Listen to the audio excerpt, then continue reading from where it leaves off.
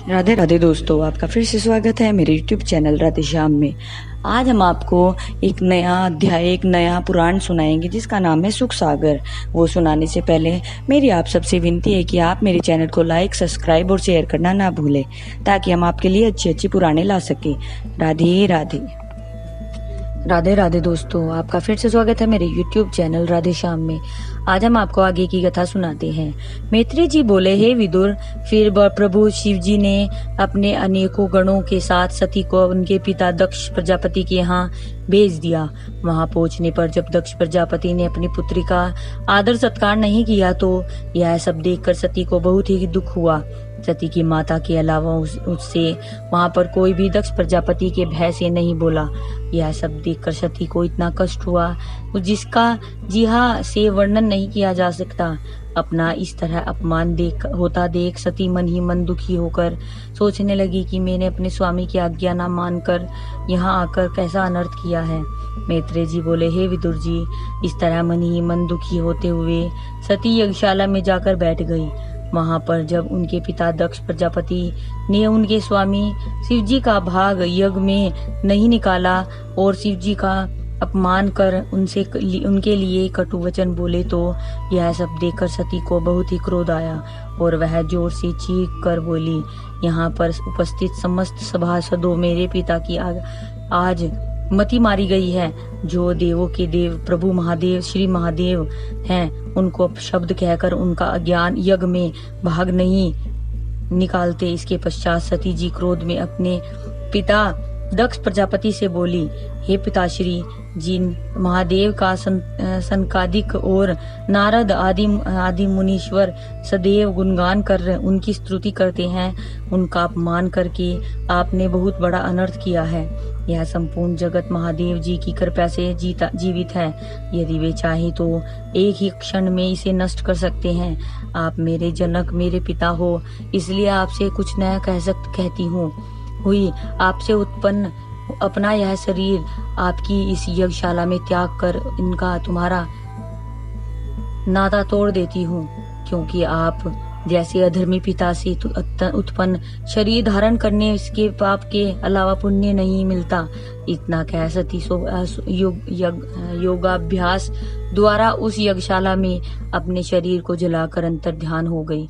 सती द्वारा इस तरह यज्ञशाला में तन त्यागने पर क्रोध में आकर शिवजी के गण जो सती के साथ आए थे, उन्होंने दक्ष के यहाँ यज्ञ को विध्वंस करना चाहा, लेकिन ऋषि भृंगु ने तुरंत ही मंत्रों द्वारा कुछ देवगण उत्पन्न कर उन गणों को सबके सामने अपमानित कर वहां से बाहर निकाल दिया।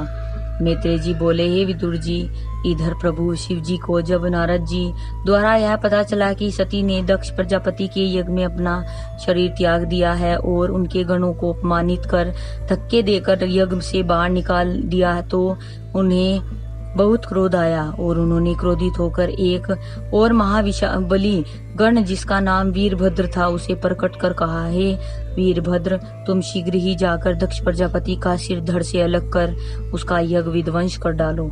मैत्रेय जी बोले, हे विदुर जी, प्रभु शिव जी की आज्ञा सुनते ही वह महाबली वीरभद्र नामक गण वायु वेग से दक्ष प्रजापति के यज्ञ स्थल पर जा पहुंचा। यज्ञ स्थल पर पहुंचते ही महाबली वीरभद्र ने वहां पर मौजूद दक्ष प्रजापति का सिर एक ही वार में धड़ से अलग कर दिया। इसके पश्चात फिर ऋषि भृंगु की दाढ़ी उखाड़ दी। फिर उसके पश्चात उस यज्ञ में जितने भी ऋषि मुनि देव दानव गंधर्व यक्ष आए थे, उनका सबको खूब मार पीट कर वहां से निकाल दिया। इस प्रकार महाबली वीरभद्र द्वारा अपना अपमान व यज्ञ विध्वंस होता देखकर समस्त प्राणी दक्ष प्रजापति को गालियां देते हुए बोले, हे दक्ष तूने देवों के देव महादेव का अपमान करने का हर्ष देख लिया है और तेरा साथ देने पर हमारी भी कितनी दुर्गति हुई है। यह सब हमें जीवन भर याद रहेगी। इसके पश्चात महाबली वीरभद्र ने जाकर महादेव जी को यह यज्ञ विध्वंस करने व दक्ष प्रजापति का धड़ से सिर अलग करने का समाचार सुनाया, जिसे सुनकर प्रभु शिव शंकर जी ने प्रभु इच्छा जान कर फिर से प्रभु की भक्ति में लीन हो गए। मैत्रेय जी बोले, हे विदुर जी, जब महादेव जी के महाबली गण वीरभद्र ने दक्ष प्रजापति के यज्ञ का विध्वंस कर दिया तो समस्त ऋषि मुनि रोते हुए जगत पिता ब्रह्मा जी के पास पहुंचे और रोते हुए अपनी सारी दुख कथा सुनाई।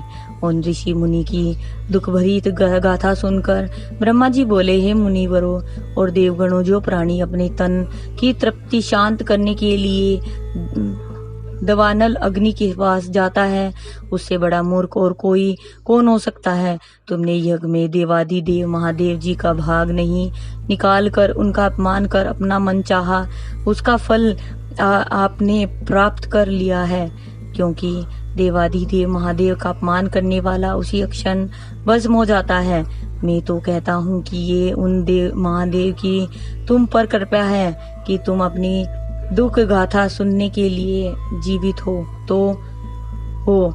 हमें यह सब पहले से ही पता था कि महाकल्याण स्वप्न में भी नहीं हो सकता, क्योंकि मैं और प्रभु श्री हरि विष्णु जी दक्ष प्रजापति के यज्ञ में नहीं गए, लेकिन फिर भी हमें तुम पर दया आ रही है, इसलिए चलो हम तुम्हें उन देवों के देव महादेव प्रभु शिव शंकर के पास ले चलते हैं। वे प्रभु बहुत ही दयालु हैं, वे तुम्हारे समस्त अपराध क्षमा कर उस यज्ञ को संपन्न कराएंगे।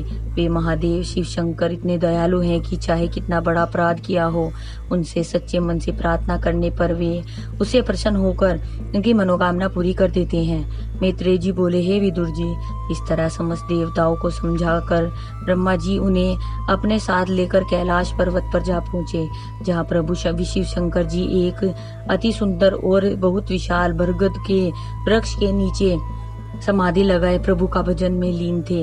मैत्रेय जी बोले, हे विदुर जी, उस स्थान की अनुपम शोभा में आपके सामने वर्णित करता हूँ।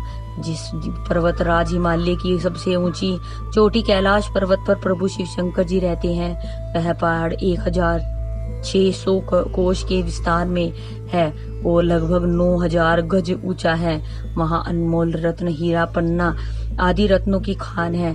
शीतल, ठंडी, मंद सुगंध तीनों प्रकार के कमल पुष्प मन को मोहित करते रहते हैं। अनेक प्रकार के तालाब, कूप, बावड़ी और झरने वहाँ अपनी अलग छटा दिखाकर चित्त को ललाहित करते हैं। अनेक प्रकार के पशु पक्षी अपनी अपनी मधुर बोली बोल कर पथिक के थके हुए तन को शांत कर देते हैं। समस्त पापों को समूल नाश करने वाली भगवती सुरसरी गंगा चट्टानों से टकराकर ऐसी शोभायमान लगती है मानो तमाम दुख और पापों को अपने पानी के थपेड़ों से नष्ट कर हंसती हुई जा रही हो। आज की कथा में समाप्त करते हैं, आगे कथा कल सुनाएंगे। राधे राधे राधे राधे राधे राधे। जय श्री कृष्ण। अगर आपको मेरी वीडियो अच्छी लगी तो बेल आइकन दबाना ना भूलें, ताकि आपको मेरे आने वाली वीडियोस का नोटिफिकेशन मिलता रहे। धन्यवाद। ओम नमः शिवाय।